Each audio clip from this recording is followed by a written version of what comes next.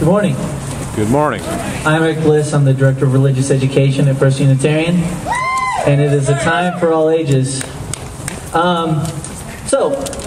This is a story called And Tango Makes Three. It's by Justin Richardson and Peter Parnell, and this is a true story.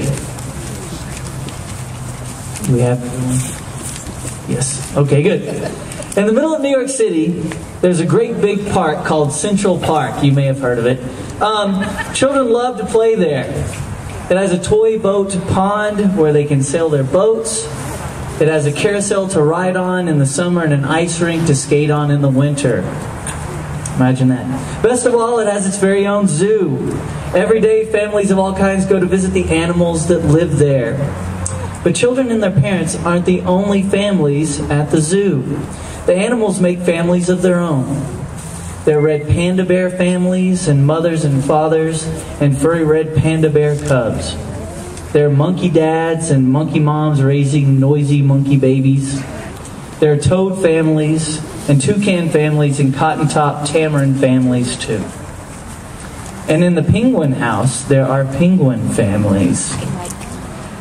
Every year, at the very same time, the girl penguins start noticing the boy penguins, and the boy penguins start noticing the girls. When the right girl and the right boy find each other, they become a couple. Two penguins in the penguin house were a little bit different. One was named Roy, and the other was named Silo. Roy and Silo were both boys, but they did everything together. They bowed to each other and walked together. They sang to each other and swam together. Wherever Roy went, Silo went too. They didn't spend much time with the girl penguins, and the girl penguins didn't spend much time with them. Instead, Roy and Silo wound their necks around each other. Their keeper, Mr. Gramsci, noticed the two penguins and thought to himself, they must be in love. Roy and Silo watched how the other penguins made a home. So they built a nest of stones for themselves. Every night, Roy and Silo slept there together, just like the other penguin couples. And every morning, Roy and Silo woke up together. But one day, Roy and Silo saw that the other couples could do something they could not. The mama penguin would lay an egg. She and the papa penguin would take turns keeping the egg warm until finally it would hatch. And then there would be a baby penguin. Roy and Silo had no egg to sit on and keep warm. They had no baby chick to feed and cuddle and love. Their nest was nice, but it was a little empty. Indeed. One day, Roy found something that looked like what the other penguins were hatching, and he brought it to their nest. It was only a rock. But Silo carefully sat on it. Sleepy, he slept.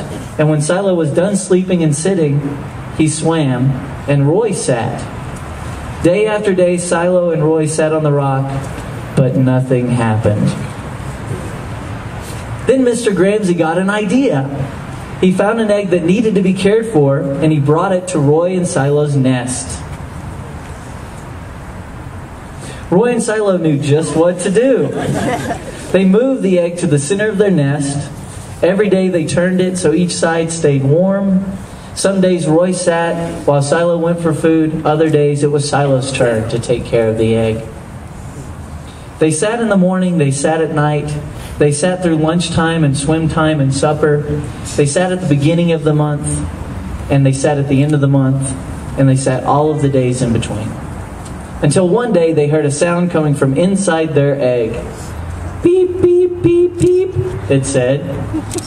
Roy and Silo called back. Squawk, squawk! Peep, peep, answered the egg.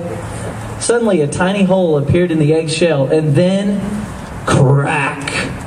Out came their very own baby. She had fuzzy white feathers and a funny black beak. Now Roy and Silo were fathers. We'll call her Tango, Mr. Gramsci decided, because it takes two to make a tango. Roy and Silo taught Tango how to sing for them when she was hungry. They fed her food from their beaks. They snuggled her in their nest at night. Tango was the very first penguin in the zoo to have two daddies. Soon Tango grew strong enough to leave the nest. Roy and Silo took her for a swim, just like the other penguin families. And all the children who came to the zoo could see Tango and her two fathers playing in the penguin house with the other penguins. "Hooray, Roy! Hooray, Silo! Welcome, Tango," they cheered. At night, the three penguins returned to their nest. There they snuggled together, and like the other penguins in the penguin house, and all the other animals in the zoo, and all the families in the big city around them, they went to sleep. Thank you.